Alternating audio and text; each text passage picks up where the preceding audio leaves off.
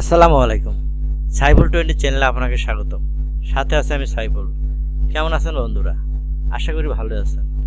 নিত্য নতুন ভিডিও নিয়ে হাজির হয়েছে আপনাদের মাঝে। আশা করি আজকের এই ভিডিওটি আপনাদের জন্য অত্যন্ত গুরুত্বপূর্ণ। আজকের এই ভিডিওর টপিক হলো আপনি কীভাবে মাইক্রোসফট এক্সেল ওপেন করবেন।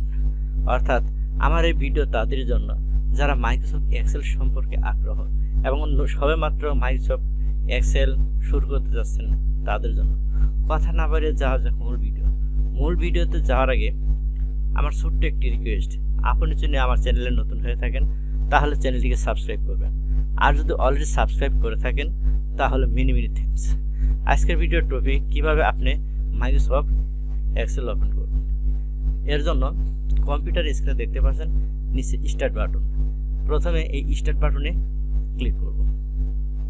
ক্লিক করে এখানে দেখতে পাচ্ছেন অল প্রোগ্রামস। এই অল প্রোগ্রামসে আমরা ক্লিক করব।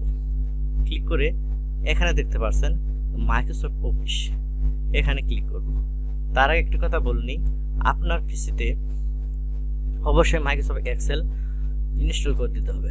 আপনি মাইক্রোসফট অফিস যে কোনো ভার্সন, অর্থাৎ মাইক্রোসফট অফিস 2007, 2010, 2013, 2016 যে কোনো একটি ভার্সন আপনাকে ইনস্টল করে নিতে হবে। আর যদি এইটা ইনস্টল করে না থাকেন তাহলে এখানে মাইক্রোসফট অফিস দেখাবে না, ইনস্টল করলে শুধু দেখাবে। এই মাইক্রোসফট অফিসে আমি ক্লিক করলাম। ক্লিক করে আপনি যে ভার্সনটি ইনস্টল করছেন সেটা এখানে শো করবে। আমার পিসিতে দুইটি ভার্সন ইনস্টল করছি, একটা হলো মাইক্রোসফট অফিস এক্সেল 2007, আরেকটি হলো মাইক্রোসফট এক্সেল 2010। যে কোনো একটার মধ্যে ক্লিক করলেই সেটা ওপেন হয়ে যাবে। আমি মাইক্রোসফট এক্সেল 2010 এইটাতে ক্লিক করলাম। দেখুন মাইক্রোসফট এক্সেল ওপেন হয়ে যাচ্ছে। অথবা আপনি ডেস্কটপের যে কোনো খালি জায়গায় মাউসের রাইট বাটনে ক্লিক করবেন। ক্লিক করে এখানে দেখতে পাচ্ছেন নিউ, এই নিউতে ক্লিক করে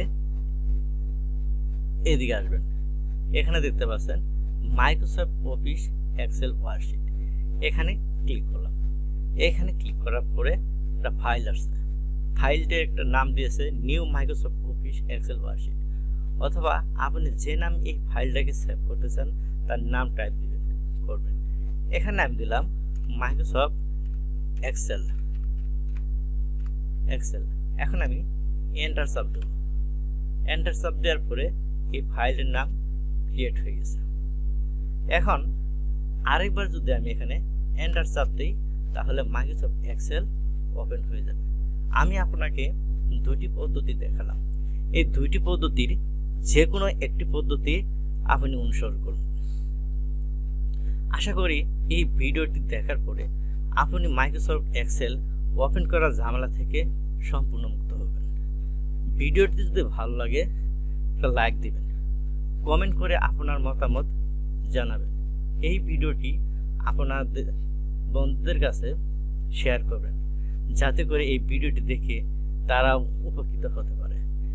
আর সাবস্ক্রাইব করে পাশে থাকা বেল আইকনটি বাজিয়ে দিবেন যাতে করে আমি ভিডিও আপলোড করলে সবার আগে পৌঁছে যাই আপনাদের কাছে।